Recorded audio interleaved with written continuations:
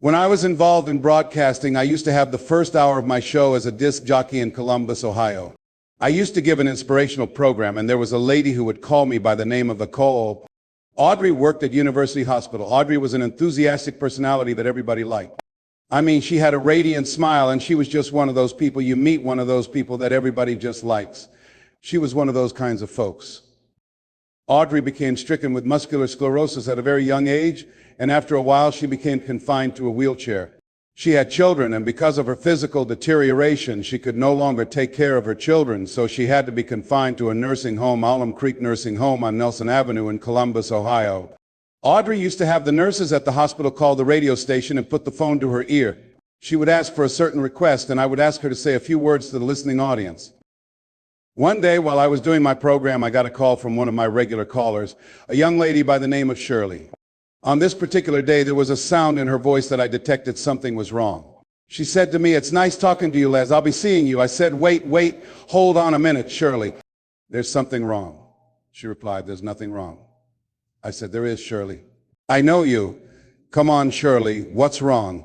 Shirley had been diagnosed with breast cancer, and they told her she had a 60-40 chance of not surviving. During the time that she had her medical examination, her husband had become distant due to the pressure of losing her. Through the illness, she just felt, hey, I'm not the kind of person who can handle suffering. I'd rather just end it quickly. She was at a critical point in her life, and this was the option she decided to take. I did everything I could to discourage her, to give her a reason to want to go on living. I was trying to find something that she could hold on to that would give her a sense of hope, some thread. I used scripture in everything. And one of my fallback positions was, Lord, grant me the serenity to accept the things that I cannot change, the courage to change the things that I can, and the wisdom to know the difference. She didn't budge. That didn't work. And I was out of my arsenal. What could I do to hold on to her, to get her to change her mind, to create a shift in her thinking? Then the thought came to me, Shirley, could you wait until tomorrow? She waited a long time before she answered. She said, "Why tomorrow?" I said, "Because if you wait until tomorrow, I'd like to take you by to see Audrey Pelmore." "You remember Audrey, the one I talk about all the time on the air?" She said, "Yes, I like her. I'd like to meet her." We met at the Alum Creek Nursing Home.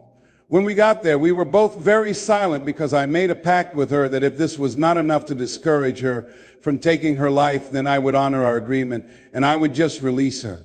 I didn't tell her that, though. As we walked down the hall, I didn't know exactly what to expect. I hadn't seen Audrey for some time. When we walked into the room, there Audrey was physically twisted, deformed. She had no voluntary use of her arms. She couldn't even fan a fly out of her face. She couldn't get up and move around, and we had to get close to her because her vision was blurred, and she couldn't speak very loudly. Her hearing was somewhat impaired. As we drew closer to her, I said, "Audrey, this is Les, and I have a friend with me named Shirley." "How are you doing, Audrey?" With what strength she had, she said, "Better than good and better than most." Shirley and I both felt the tears begin to form in our eyes. I know Shirley had to be thinking that here was this woman lying on her back, a prisoner in her own body for 17 years. She couldn't turn herself. She couldn't get up and go to the restroom. She said to me, "Les, I'd love to be able to get up and walk out of here with you. I'd love to be able to take care of my children, to be a mother to them, to see them graduate from high school." She said, "Les, I can't do that, and I'm doing better than good and better than most." Shirley had to be thinking, what right do I have to feel sorry for myself? What right do I have to cry out, why me?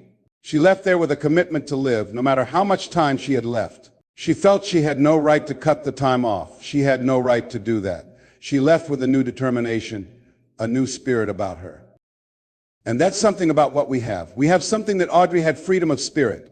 Audrey couldn't walk out of a hospital. She did not have the capacity to take care of her children, but she had freedom of spirit. And that's what we have wherever we are, with whatever hand life has dealt us. We have freedom of spirit. We can go through life whining and weeping, or we can have the kind of spirit that people will say, hey, there's a blessing to be around that person. The staff at the hospital used to go into her room to be encouraged and inspired by her because she didn't feel sorry for herself. She didn't go through life blaming everybody. See, a lot of people like to try and cheat. I was with a friend of mine one day, and we went into a service station to get some gas. They gave me back too much change. I discovered it down the road and I was turning around to go back. The guy said, "You're a fool." I said, "Hey man, when they don't give people enough change, you think they flag the people down?" I said, "I'm not responsible for them, I'm responsible for me." I went back and told the guy, "Excuse me, sir, you gave me a $20 bill too much." I gave it back to him. The guy just took it and walked away, didn't say thank you. The guy in the car laughed and said, "I told you, you're a fool." I said, "I'm not responsible for his attitude. I don't care knowing that he won't say thank you. I would still give it back to him because my image of myself says, hey, you don't take something that doesn't belong to you." That's the way my mother raised me. Don't try and cheat. Say, well, you know, this little bit won't count. Everything counts. A friend of mine was on welfare after going through a bad experience. She and her husband became ill and they couldn't work for a while, so they went on welfare. After they both became physically well, she said to her husband, "Look here, we don't ever have to go back to work. We're making more money on welfare than we made when we were working with all the Medicaid benefits and food stamps and everything." He said, "No, I'm not going to work now. You can go to work if you want to." She went down to the welfare department and said, "Don't send any more checks to my house." The lady said, "Excuse me?" She said, "I've been working here 25 years. No one has ever come in here and said, 'Don't send any more checks.' Are you sure you're all right?" "Yes, I am," she said. And she went home and told her husband, "Don't look for any more checks. Because I told them to cut the check off. Now we've got to find something to do." So they started a paper, wrote, and got over 1,500 customers, making money hand over fist in a spirit of dignity and achievement, not ripping anybody off. That was a critical choice. She could have very easily said, "Well, everybody else is doing it. Why don't I do it?" But she decided not to follow the crowd. Now let's begin to look at this guy called Joe versus the volcano and see what's in it for us. I took the liberty of changing some things to make them symbolic for us. Tom Hanks plays his role, and for those of you who haven't seen the movie, it's about a guy who is going to work every day, and it was very depressing. I mean, when you see it, the photography is very dingy looking, gray, with very dim lighting. The people look drab, doing the same old thing every day in the same old way. Some of you work with people like that, faces that you wish you never ever saw. Am I right? I mean, if you never saw them again, it would be too soon. All right, I'm right, I know. So this is what was going on. This guy was going into this job that was a dead-end job. He wasn't happy, he was miserable. Many of us can identify with that. He knew he was capable of doing more, but he had really given up on himself. He had really sold himself out. Yes, some of us have done that. He made a trade-off for whatever reason. He decided to do this, and this is why we can identify with him. The volcano is symbolic of the challenges that we invariably face in life, the problems that many of us run away from handling. He had to handle this. So how did he come in contact with this volcano? Well, what happened was he was constantly going to this doctor. He was a hypochondriac because he wasn't living his purpose. His dream had not found his life's work, so he would create illnesses for himself. In the process, this doctor set him up. Really, when you're not living your goal, you go through life living like a victim. People can set you up for anything. They can run any kind of game on you, and you go for it. I had a saying when I was in radio, stand up for what you believe in, because you can fall for anything. Well, Joe didn't believe in very much, including himself and his dream. So he was very vulnerable, and he got set up by this doctor. The doctor told him he had a rare disease and only 6 months to live. This disease was called a brain cloud. Joe believed it, but you know something, it changed his life. He was told, look, you don't have long to live anyhow, so I'll give you all my credit cards. This way you can live like a king. And there's something I want you to do. There's a volcano on an island about to erupt. Unless somebody jumps in that volcano and sacrifices their life, these people on the island will perish. Well, your life isn't worth much anyway, so why don't you take my credit cards, American Express, MasterCard, and live like a king and die like a man? Joe said, okay, what did he have to lose? He was going to die anyhow, and his life didn't have any meaning and value to him as it was, so this was no big sacrifice on Joe's behalf. Now that says something about us people, human beings. When you haven't structured your life so that it has meaning and value to you, you're willing to throw your life away into anything. See, the volcano could be alcohol, it could be drugs, it could be a job that doesn't meet who you are, a job you've been doing for so long that you operate in it and act out that role of mediocrity so long you think it's you. It could be a relationship that's no longer giving you what you want and is creating dis-ease in your body. It could be any kind of circumstance, like in his work environment where it was toxic. It wasn't good for him, but he didn't have the guts to do anything about it, to act on it. So it was making him miserable, and as a result, he couldn't see the beauty of life. In fact, in the movie, they had a daisy growing up through the concrete, but people were so caught up in the depression and the gloominess of life that they couldn't even see the daisy. Somebody just stepped on it one day. They couldn't see the beauty in life. See, that's what can happen to you in life. You can get so caught up in the misery of it, the pain, the sickness, the depression, playing the victim, blaming everybody and everything, rather than taking responsibility. It will blind you from seeing the stuff out there that's really beautiful. There was a builder who had worked for years in a large company and had reached the age of retirement. His employer asked him to build one more house. It was to be his last commission. The builder took the job, but his heart was not involved.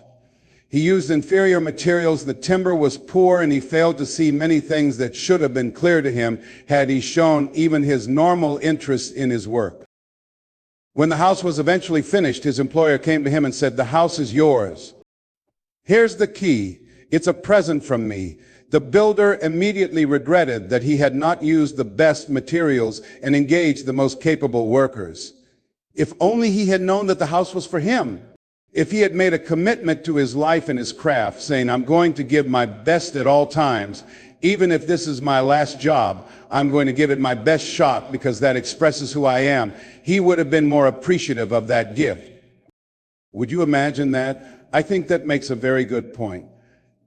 Larry DeAngie, who I think is going to be one of the greatest motivational speakers around today, told me a true story of a friend of his. Every day when he came home from school, when he would get to a certain block in his neighborhood, there was a neighborhood dog that would chase him. That dog would start after him barking, and he would run, just running from that dog every day, every day. Finally, he just got tired of that dog chasing him every day. He said, "This dog comes around here, I'm going to take a brick and bust him in the head." So he was walking home that day, minding his own business. Sure enough, in the same area, there was that dog again.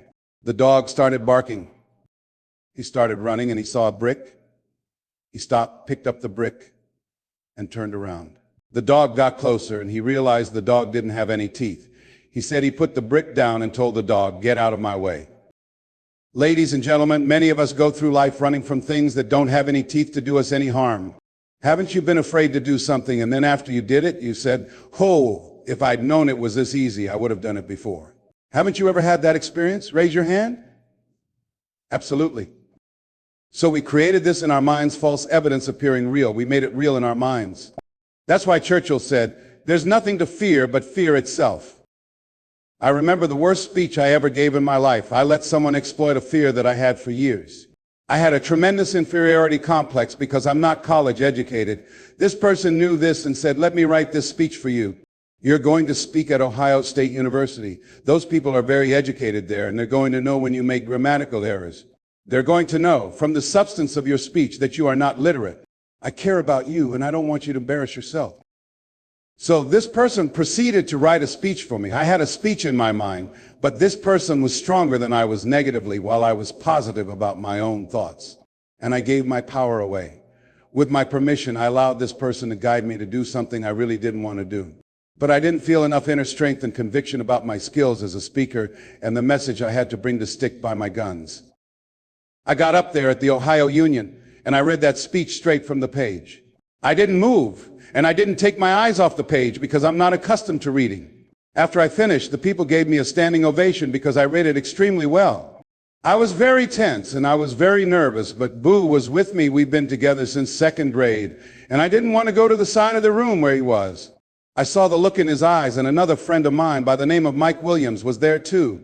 I knew what they were going to say. They had the look on their faces like, "What happened to you?" So I didn't go over to them. I went over to the other side where I could get some compliments. These people were saying, "You were very good." "Oh, thank you very much." I wanted to be fortified before I got this whooping. Finally, we got in the car, and Boo was trying to be as tactful as he could. Then he just said, "That was the worst speech you've ever given." I said, "Oh boy, I know, I do." He asked, "Why did you read the speech? What happened to your spontaneity? You've always been an extemporaneous speaker." "Les, why did you do that?" I told him, she told me that they wouldn't accept what I said unless it was perfectly written. He said, let them take you as you are. I gave my power away, ladies and gentlemen. Don't give your power away. You don't need anybody to approve your dream. It was given to you. If they can't see it, it's because it wasn't given to them, it was given to you. Hold it, nourish it, cultivate it, work on it. It's yours, it's your baby. Work on it until it comes into fruition. I gave away my power and I said, I'm not going to do that no more. If you've ever given away your power, repeat after me, please. I'm not going to do that no more.